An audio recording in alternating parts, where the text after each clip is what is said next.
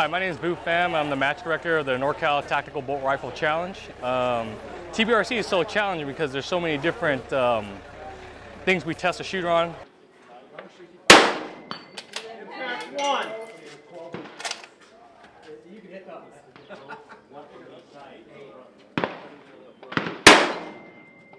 I think our match is different from other matches due to the amount of different challenges it offers. We have a steel range that offers a lot of dynamic horses to fire.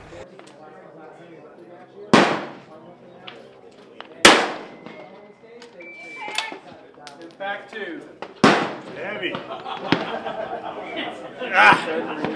Then we have a KD 1,000-yard range that makes people shoot tight.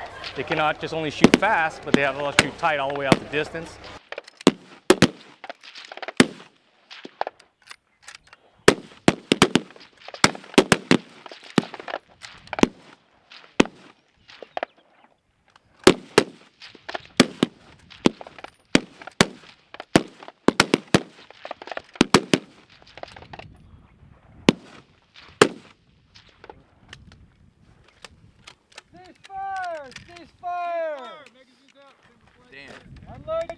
I saved the round, but I made 2 good shots. Yeah, you seem a little frustrated.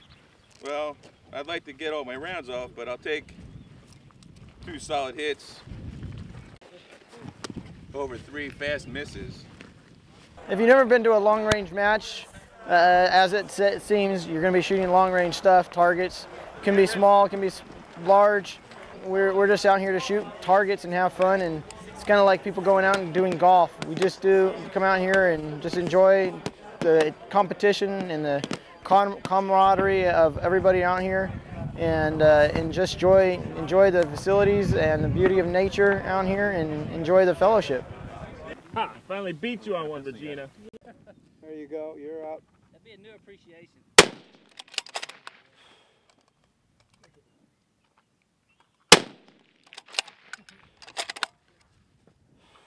There you go, Vinny.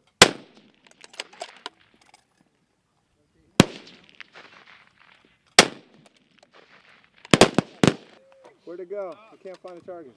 It says number 4 on it. No, I can't. Oh, look at that. Damn, I'm good. Look at yours. Hey, Vinny, what's the DA? Somewhere between something and something else. Oh, come on.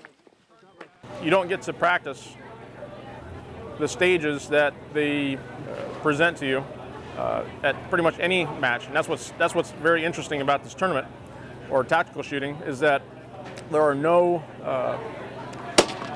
set stages that you can go home and practice for. They don't tell you the stages until a minute or 2 before the stage, so that's what makes it extremely intriguing, or a lot of fun to compete with. I think some of the biggest challenges this weekend will be definitely the weather. We have a lot of wind coming in. Our 1,000-yard range, we shoot a lot of rounds from 800 to 1,000 yards. Our range has one of the most difficult, tricky winds that are out there right now. Our steel course of fire has a lot of targets that are MOA size, maybe 2 MOA maximum on the steel range. And I think with the weather coming in the way it is, we're gonna have 10 to 15, 20-mile-an-hour winds.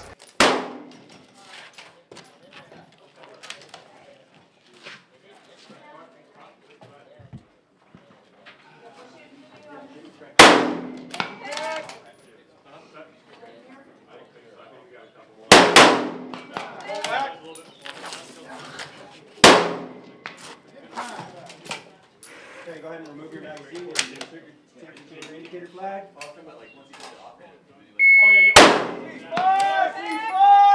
We will shoot from anywhere, maybe from 10 yards to 1,000+ yards. And the targets may be varying from 1 inch at 100 yards to 10 inches at 1,000 yards, or even 5 inches at 1,000 yards. Just depends on the type of course they're going to set up.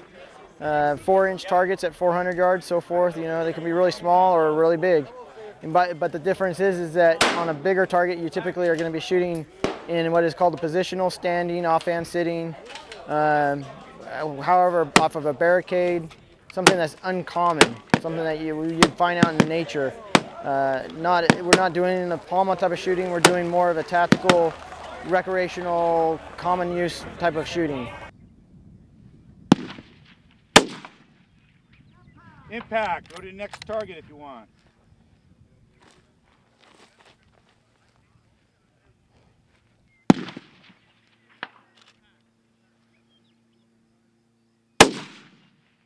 Impact.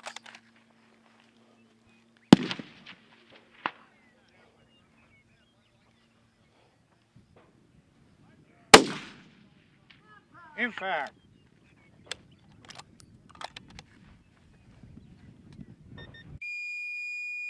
Ceasefire, ceasefire. Thank you. They got a lot of faith in you, Scott. I would have gone. I'm Scott Milkovich from Specialized Dynamics. I'm an AR-15 manufacturer out of Phoenix, Arizona, and sponsoring the NorCal's bolt gun match. It's one of the best matches in the country, and it's my 4th year shooting in the match, and I take away from it every year. The win that we get here in the Sacramento Valley is twice as much as we get back in Phoenix, and I take away learning experiences from every match, and this has been great. I donated a custom AR-15, about retail value about $2,000, and it's just one of the premier matches in the world, and to get the exposure from these type of shooters is just second to none. I've been doing long-range shooting since I was 18, and just been shooting it from started out and doing cross-course in Palma to the long-range tactical precision stuff, and it's just evolved, especially the past couple of years. This long-range tactical environment of shooting is grown exponentially and is starting to really gain notice of a lot of other companies out there. I think people are going to notice the skill level, the skill set that's among these few individuals that are in the top, 20 shooters of the nation, and how much goes into that skill. And I think it's going to grow across the globe to even overseas. And it's already catching really a big popularity here in the U.S. among a lot of shooters, and it's one of probably the fastest shooting communities that I've seen growing. Especially with the NorCal, what we've done here, it's grown so fast and so much. I mean, it is an awesome sight to see, and great people. I just love being here, love being on the range, out here, outdoors. You can't beat it. It's just one of the phenomenal ways just to be able to test your skill, and you think you're a great shooter. You've shot that elk at 600 yards. You really want to find out how good you are, come out and do one of these matches, and we'll really test your skills. Impact. I'm good.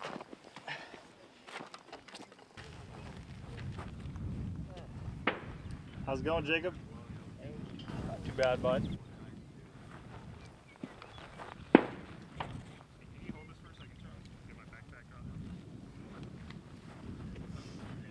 All right, we got Scott from Vortex Optics. Scott, how's your Razor HD doing in a competition like this today on day one? Well, the scope's holding up great. I could be doing a little more on my end. Over the past year and a half or so since the Razor's been out there, it's really starting to prove itself out here. It's a real tough scope, and it's got the glass that you need, and it's repeatable, and it just really does a great job. Awesome. Now, Vortex is actually putting a prize on the prize table for the TBRC. What are you guys putting down, and why are you guys out here supporting this event? Well, we put a couple pairs of binoculars and a Razor HD rifle scope. And the reason we do it is mainly just to support the shooting sports and to get this industry to grow. And it seems to be working. A lot of companies, jump in and do this, and the shooting sports has just skyrocketed in the past couple of years. I mean, most of these big matches like this, I mean, they fill up in literally seconds. And you gotta attribute that to all the manufacturers really kind of doing their part and jumping in and supporting this. It's great, and we get these younger shooters out here. We get beginner shooters, you get seasoned pros. It's just a good time. That was a great experience, great weekend. Saturday had some pretty interesting weather with the winds, real shifty and strong. Everything was pretty challenging, honestly. It was course fires, both the long range and the steel range were very challenging. There was a lot of no shoots with negative points, and so keeping your head in the game and not trying to think about too many of the no shoots was one of the biggest challenges.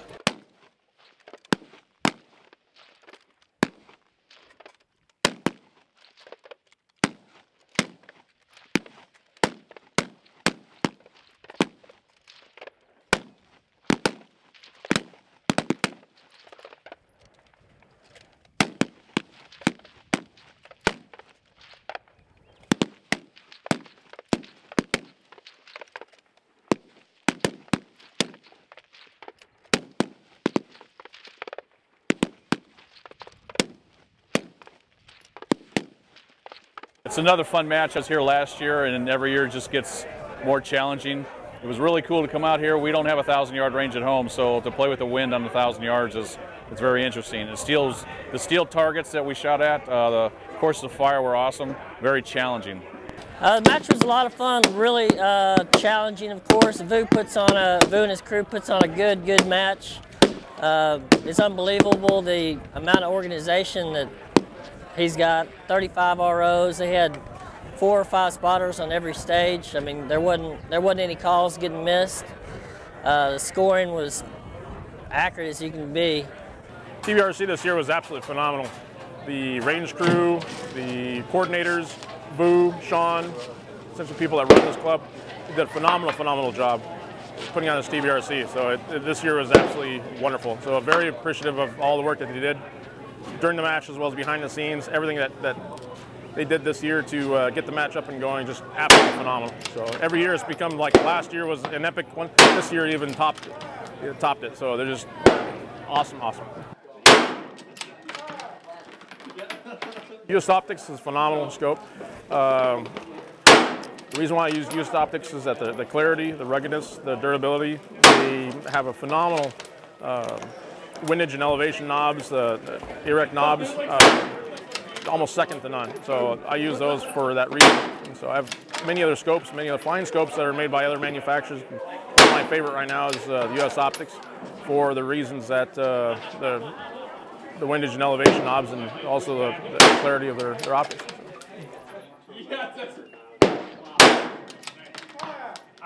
I consider myself a fairly strong offhand shooter, and I don't know, I just lost it on that stage. It was basically you have to step from box to box, starting off offhand, and then once you shoot two hits on plate, then you go prone. I got really frustrated with myself, and that's something you just can't do, is get too much into the competition, too much in your head, too much into the game, because otherwise you'll just kind of carry on from stage to stage, and before you know it, it's a domino effect. So that stage was very frustrating for me.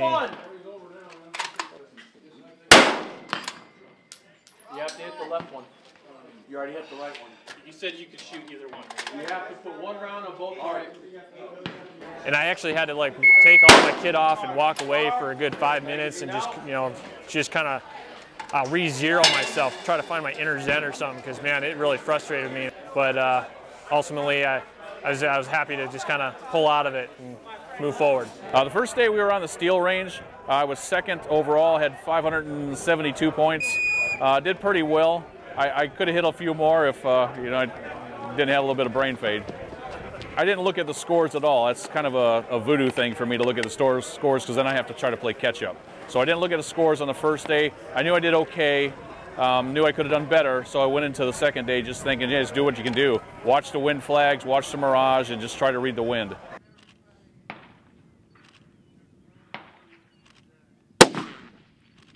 Impact. I ended up first on the first day, but I usually try not to look at my scores too much. I don't want to get jinxed. I don't want to look at other people's scores and start focusing on what somebody else did versus what I did. I try to focus on my shooting ability, and I try to focus on basically improving my scores versus trying to look at other people's scores. When I look at other people's scores, that's typically it takes away from trying to improve myself, as far as I try to compete against myself rather than somebody else. And so I look at something, if I miss a target, it's like, why'd you miss it? Only try to focus on the shots that I made and try to improve on those versus trying to think that I might be able to try to beat somebody else. And so that's where I try to improve upon, is competing against myself versus somebody else. 4288. Nice done, right? I knew Francis Cool was above me by at least 100 points from day one on the paper range. And I knew he wasn't going to give any up on the steel, but I just wanted to take some chances. Matter of fact, I did take some chances. I missed the 5th shot on the KYL. It cost me, I could have stopped at 4 and put 60 or 70 points in my pocket. I wanted to get that extra, and it cost me because I missed. But that was kind of my game plan, is to take as many chances as I could. First day, I shot the 1K, and I finished out overall with 10th place. and went into the steel. And honestly, that for me, I'm typically a lot better performer on the steel range than I am in the 1K range. So I felt confident. I felt confident that I was going to come in and bring myself up. I've owned the Premier 525 for a couple of years now, and I love them. Having the Gen 2 XR is an awesome reticle. Mill on mill is an awesome way to go. Gen 2 XR is a phenomenal reticle, so anytime I need to do holdovers, it makes it a lot easier, and it's a lot easier having front focal plane scope for movers and things like that. So ultimately, I just, at this point, I couldn't imagine going any other route. Impact, impact. Well, I use a US Optics SN3, 3.2 to 17 power. The clarity of the glass is really good, and I use the gap reticle. I can see very clearly out to 1,000 yards. Using mill. It's an awesome scope. I couldn't have done what I did today without that. I did fairly well, and so there's some stages that you know, you always beat yourself up over, especially with this many stages in a match. There's you know, hindsight's always 20/20, but that's what the game as far as trying to make the least amount of mental errors during a tournament. And so the person that typically makes the least amount of mental errors a lot of times will usually fare fairly well. Impact right, you may go pro. Hold back.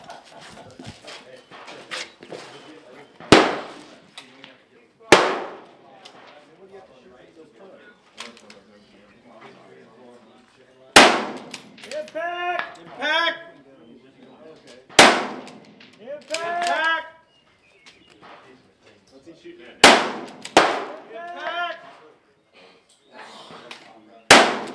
Impact! Impact! Impact! Impact! Okay, ceasefire. 8. Hi, I'm Raquel. I'm here at TBRC and I'm with Triple Aught Design. We're one of the sponsors this year. If you're not familiar with us, we design performance apparel and equipment, and we've brought a couple pieces with us today. This one right over here is one of our more iconic pieces. It's called a Ranger Hoodie LT. It's made with Polartec's WinPro fleece. It's really nice for either an outer layer or an under layer. We also make, and I'm actually wearing the women's version of it, but we make a male version as well. It's called our Praetorian or Artemis hoodie, and it's a merino wool piece. Great also, again, as a base layer, mid layer, or for Southern California, nice little outer layer. And over here, we actually just came out a couple weeks ago with our Stealth Hoodie LT. It's a lightweight version, 3-layer soft shell. It's made from a Swiss company called Scholler, and it's actually a custom-made fabric specifically for us. So our company in general, we value aesthetics and the highest quality that we can possibly produce. So if you'd like to learn more about us, we're at tripleaughtdesign.com. It's tripleaught, A-U-G-H-T, design.com. Thanks, guys.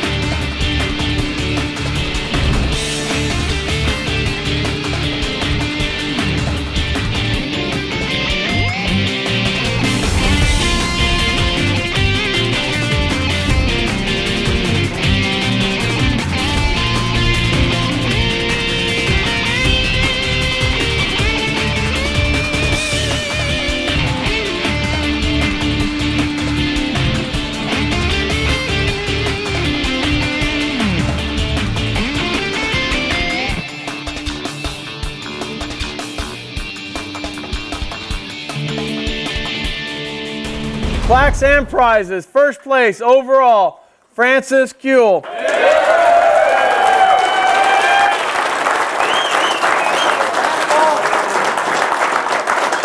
1,450 points. The animal. And go ahead and pick from the prize table. Welcome to Earth. You're going to love it here. Hey, George, would you mind coming over and take a picture with Francis? Sure. There's George. There's George. Thank you, George. Appreciate it. That's somebody. Chamber flag magazine. Very nice. Well done. This is somebody's flag.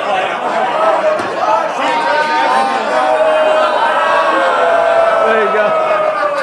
What one is this? Jerry's? With the magazine?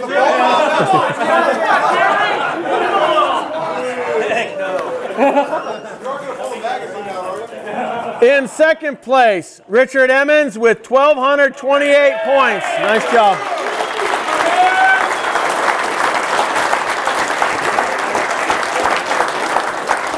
Well done, and you get to choose your prize right now too. Charlie, would you mind coming over? Taking a picture with your rifle, sir?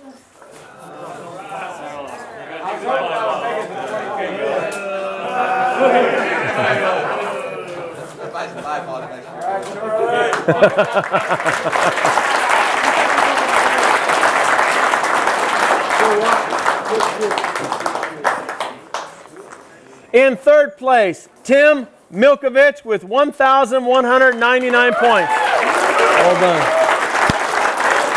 Nice job, Tim. Well done. Yep.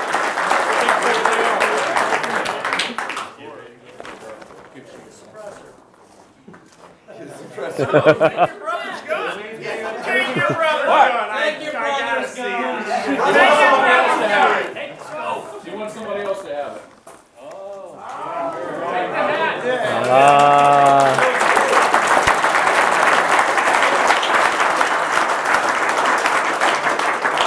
In fourth place, Todd Powers with 1,188 points.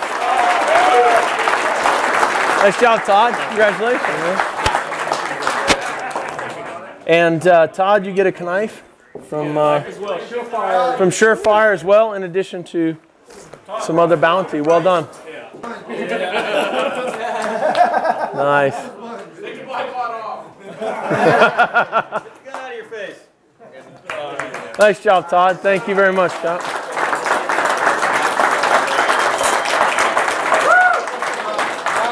So Matt will get a knife as well. In fifth place, Matt McGinnis with 1,180 points. Nice job, Matt.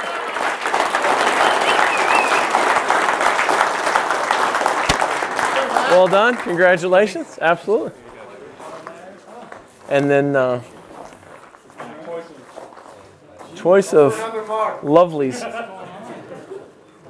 Well, I was talking to Jeff about this one earlier, so there you go. Nice.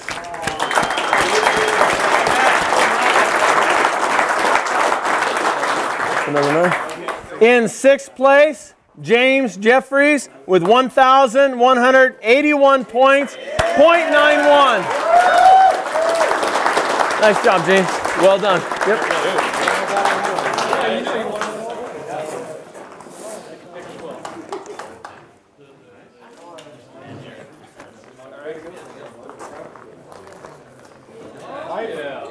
Nice. Well done. In seventh place, Jason Kime with 1,181 points, .35. Nice job, Jason. Well done. Yep. And he gets a knife too. You get a knife. What? Oh, my bad. Okay.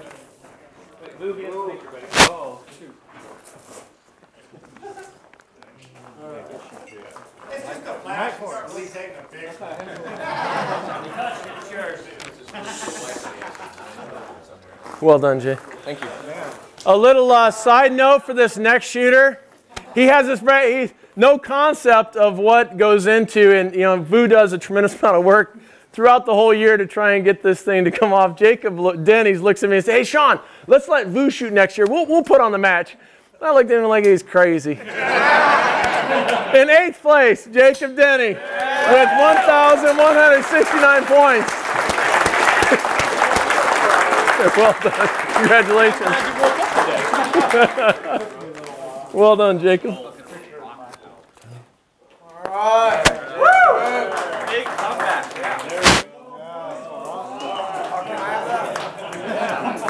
In 9th place, Ryan Kerr with 1,163 points. Well done, Ryan. Nice job. Well done.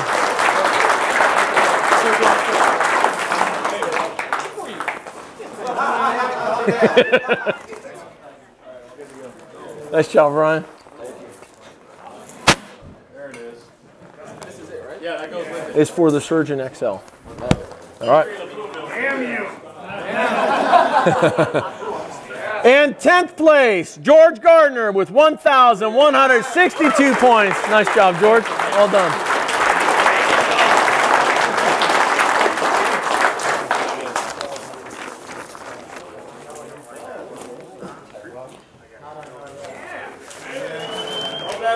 Just put this right here.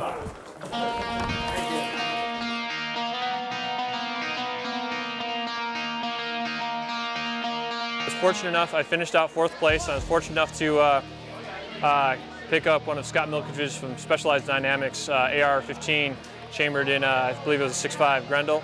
And Surefire was generous enough to donate a knife as well, which is a great little knife. Trying to think of something else. Tab donated some stuff. So as the second time around, I picked up a tab. Some from their tab, one of their tab certificates, a rear bag, that's what it was. So great prize table. The sponsors were awesome this year. I think it was over $50,000 on this prize table. And man, it's an awesome prize table. So I was real happy with everything I received. And thanks to all the sponsors, in particular Scott for an awesome rifle. Can't wait to put it down at Rounds End Range, and Surefire for the great knife.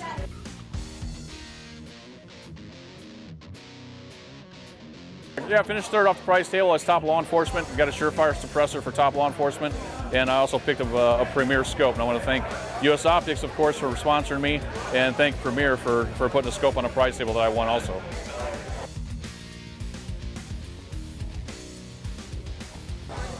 This is a Score High rifle in 6.5 Creedmoor. Remington action on a Accuracy International stock. Charlie from Score High put it together. I've heard a bunch about his work. I know he does good rifles. Matter of fact, he just had a match 2 weeks ago in New Mexico. So I'm really happy and thankful to Charlie for being a match sponsor. It means a lot for us shooters to have something to shoot for. And you know, I'm happy as heck to get this. I couldn't ask for much more. And an awesome plaque from Vu. And I just got to figure out how to get this home, but I'm happy.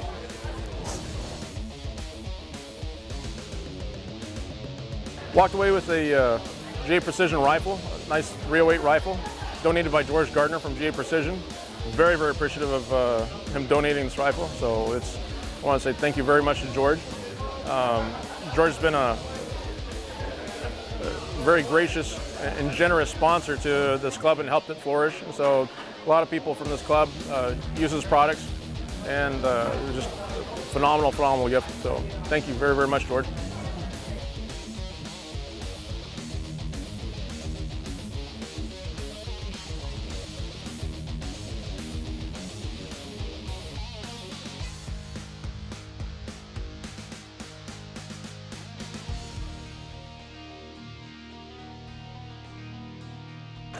We're here with Mike Cecil interviewing North Texas Rifle, and I understand you have a range in North Texas. We're in Texas? We're in Texas right now, and I understand you have a new range. You got a new tower going in today, is that correct? I don't know. You tell me. I understand you've been shooting counter snipers on the North Texas Rifle Precision Range. Oh my gosh, that got out? Oh man, counter sniper. Now I'm feeling really embarrassed. Really? Yeah, that you should be. That was a deep, dark secret. I didn't want anybody to know about that. I got to convert my money to Californian money before I go to the night today. See you. All right, take care. Thanks for visiting our country.